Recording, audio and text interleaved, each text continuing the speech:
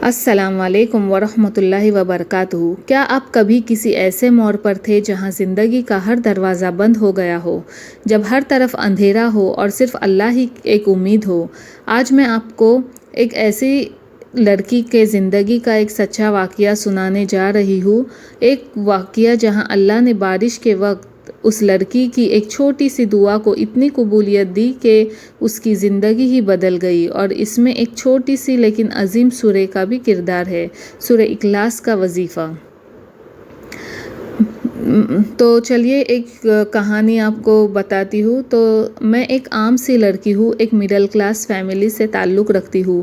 میرے ابو ایک فیکٹری میں کام کرتے تھے اور امی گھر سنبھالتی تھی۔ ہماری زندگی ہمیشہ سٹرگل سے بھری رہی، لیکن کبھی کسی سے کچھ نہیں کہا۔ ایک وقت ایسا آیا جب میرے ابو کی جاب چلی گئی، گھر کا کرایہ دینا مشکل ہو گیا، بجلی کا بل، اسکول کی فیس، کچن کا ریشن، ہر چیز ایک بوجھ بن گئی۔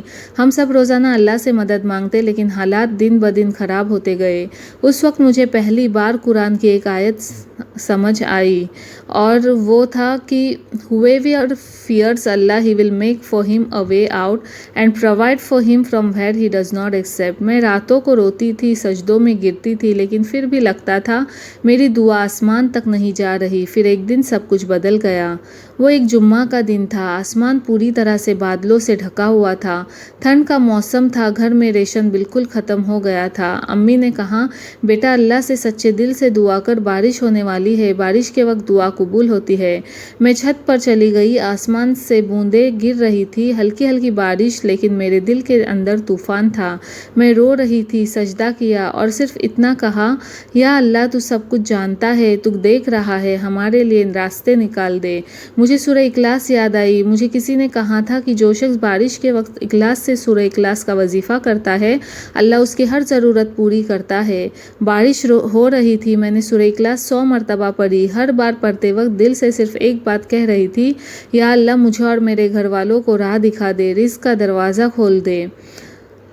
یہ 4 آیت، لیکن ان میں اتنی طاقت ہے کہ انسان کی تقدیر بدل سکتی ہے۔ سورہ اخلاص اللہ کی توحید کا اظہار ہے۔ یہ صرف ایک سورہ نہیں، ایک عقیدہ ہے۔ میں نے ہر بار پڑھتے وقت سوچا، اگر یہ سورہ قرآن کے 1/3 کے برابر ہے تو اس میں ضرور کچھ خاص راز ہے۔ جب میں سورہ اخلاص کا وظیفہ کر رہی تھی، میرے آنسو رک نہیں رہے تھے۔ پڑھنے کے بعد میں نے دعا کی، یا اللہ اگر تو چاہے تو ہر مشکل آسان ہو سکتی ہے، مجھے تجھ پر یقین ہے، تو میرا رب ہے، کبھی مجھے اکیلا نہیں چھوڑے گا۔